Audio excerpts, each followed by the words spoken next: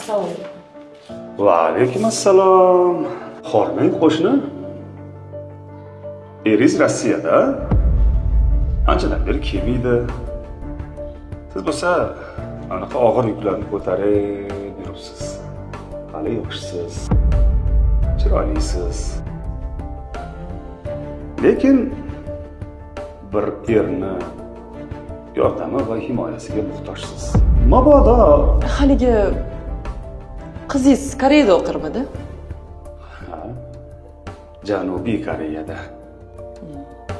U ham chiroyli, yosh va chet elda o'qiydi. Balki u ham otasini himoyasiga muhtojdir. Mabodo deyman-da.